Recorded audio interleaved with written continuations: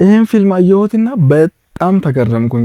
በጣም በቃ አንደኛ የሌላ ሀገራቶችን ላናቅ እንችላለን፣ ግን እንደ ኢትዮጵያዊ ሪሌቲቭ ትሆናላችሁ፣ በጣም ትገናኙበታላችሁ።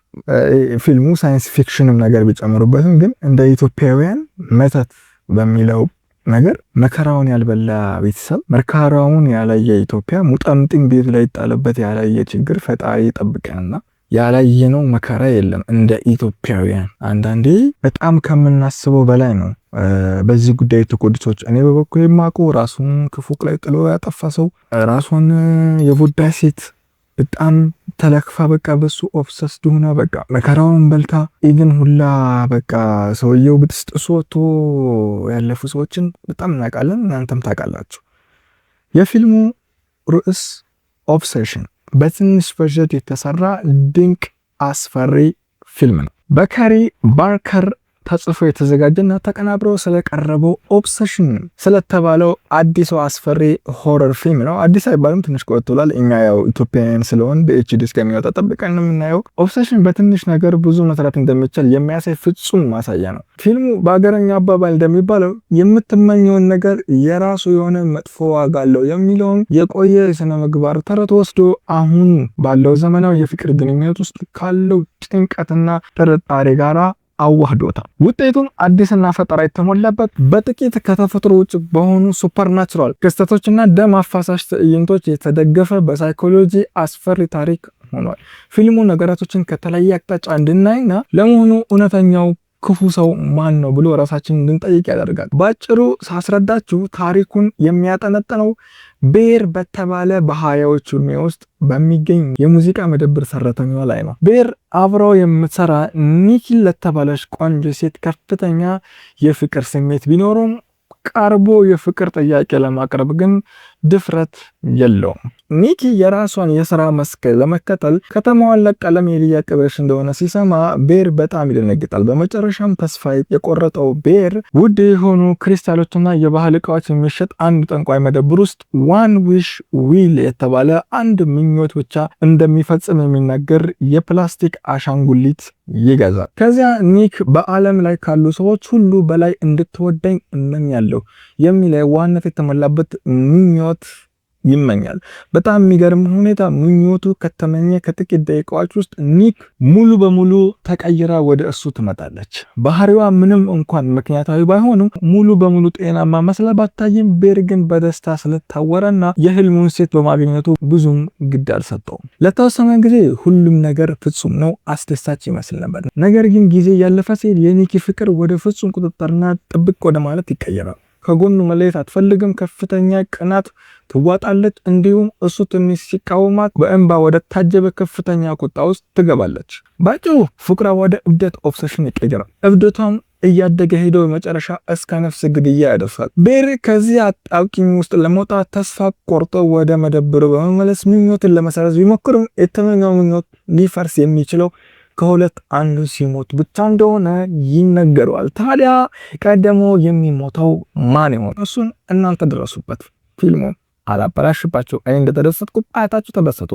ከላይ እንደገለጽኩላችሁ ከሐሳቡ አንጻር ፊልሙ አዲስ ታሪክ ላይሆን ይችላል። ነገር ግን አቀራረቡ አሮጌውን መኪና አዲስ ቀለሙን ቀብቶ እንደገና ለመግዛት ዝግጁ የማድረግ ያህል የተሳካ ነው። ይህ ታሪክ ያው የተለመደ ለምኞታቸው ጥንቃቄ አድርግ የሚባለውን አይነት ክላሲክ ሁኔታ ነው።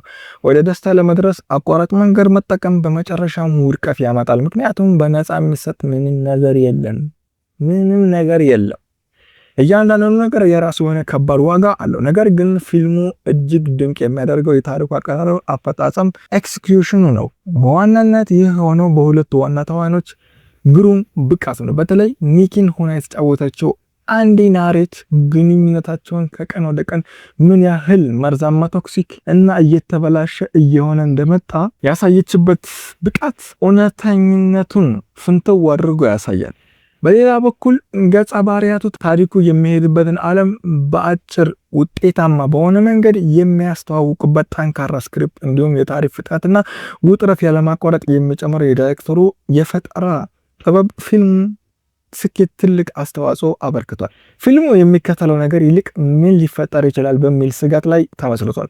የሚያሳያቸው ረብሻ ትዕይንቶች በጣም የሚደነቁ ናቸው። ያም ሆኖ ግን አንድ ወይም ሁለት እጅግ ዘግናኝ ደም አፋሳሽ ክፍሎች አሉት። እሱ ላይ ጠንቀቅ በሉ ደም ማትወዱ ሰዎች። በእውነቱ ይህ ፊልም $1 ሚሊዮን ባነሰ በጀት ተሰርቷል ለማለት ይከብዳል። ምስሉና ጥራቱ በጣም ያምራል። ፊልሙ ይበልጥ የሚማርከው ቀናተኛዋ ፍቅር ጀለስ ገርልፍሬንድ የሚለውን ትውልድ የቆየ የተለመደ አመለካከት ሙሉ በሙሉ አውጥቶ በማሳየቱ ነው። አብዛኞቹም በህይወታችን ውስጥ እንዲህ ያለ ሰዎች አጋጥመን ይሆናል። ካለ ኮመንት ላይ ይነገረን፣ በዛው ሰብስክራይብ አድርጉልኝ፣ ቻናሌን እንዲያደርግልኝ።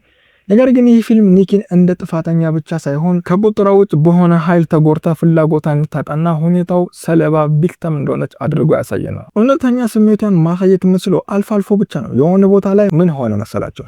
ኒክ ተኝታ እያለ በውስጧ የታሰረችው እውነተኛዋ ኒክ ድምጽ በድንገት ይወጣል። በዚህ ጊዜ ምን ተረዳን? ያቺ እውነተኛዋ ንጹህ ሴት በዚህ እብደት ውስጥ ታስራለች የሚለውን አስፈሪ እውነታ አወቀ። እውነተኛዋ ኒክ ከስቃዩ ብዛት የተነሳ እባክህን ግደለኝ ስትል ትለምነዋለች። እሱ ግን የሰጣት ምላሽ ምን ነበር? ከእኔ ጋር መሆን ምን ያስከፋል የሚል ነበር። ያን ቅጽበት ቤር ድንገተኛ ስህተት ከፈጸሙ የዋህ ፍቅረኝነት ደረጃ ወጥቶ በድርጊቱ በዚች ምስኪን ሴት ላይ እያደረሰ ያለውን አስከፊ መዘዝ እያወቀና እያየ ይቀጥል ብሎ የወሰነበት ጭካናዊ መስመር ነው። ብቻ ኒክ እኛ ሰዎች በተግባር ከምናደርጋቸው ነገር ይልቅ በአእምሯችን በሳልነው ምናባዊ ማንነታችን ላይ ምን ያህል ልናውዝ እንደምንችል የሚያሳይ አስገራሚ ማሳያ ነው። የሚገርመው ነገር ቤር መጀመሪያ ላይ ድፍረት ኑሮት እውነተኛ ስሜቱን ቢነግራት ኑሮ ያለምንም አስመት አብረው ሊኖሩ ይችሉ እንደነበር ፊልሙ ማሳየቱ ነው። የሆነ ቦታ ላይ ትፈልገኛለህ ወይ በፍቅር ስትለው አይ አልፈልግም ይላታል። እንዴት እንዳናደደ እድል ሰጥተው እኮ ነው። ሌላው ፊልሙ ትልቅ ጥንካሬ አብዛኞቹ አስፈሪ ፊልሞች ሁለተኛ ክፍል ላይ እንደሚታየው ጊዜ የሚያባክኑት አሰልቺ የመረጃ ፍለጋ ምርመራ ላይ አለማተኮር ነው። ተመልካቾች ገና በ15ኛ ደቂቃ ላይ የተረዳነውን ነገር ዋና ገጸ ባህሪ ፍንጮችን እየተከተለ ቀስ እያለ ለማወቅ የሚጥርበት አሰልቺ ሂደት እዚህ ፊልም ላይ አናየውም። የለም ነው እያልኳቸው ያለሁት።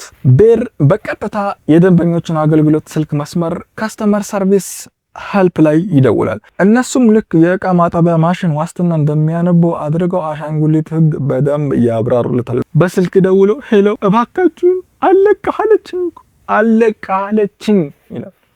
ምንድነው መፍትሄው? በቃ አንዴውኑ በአለም ላይ እንድትወደኝ ብያለሁ፣ ተሳስቻለሁ፣ አጥፍቻለሁ፣ አሁን ደግሞ እንድትተወኝ ነው የምፈልገው ብሎ ሲጠይቅ መፍትሄ ካለ ሲል አይ መፍትሄው ከሁለት አንዳችሁ መሞት ነው ይባላል።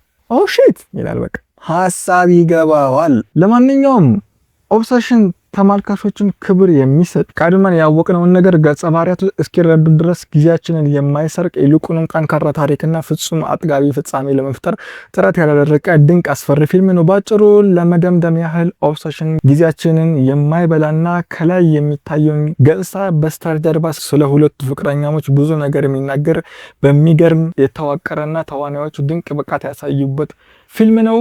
በዚህ ክረምት ከተለመዱት አሰልችና ተደጋጋሚ ፊልሞች ወጣ ያለ ነገር ለማየት ከፈለጋችሁ ይህን ፊልም ብታዩት ፍጹም አትቆጩበትም። እኔ የተሰማኝን በዚህ መልኩ አቅርቤያለሁ። ይህን ቻናል ላይክ፣ ሼር፣ ሰብስክራይብ በማድረግ ተባበሩኝ። እስካሁን ድረስ ካላችሁ አመሰግናለሁ። ባይ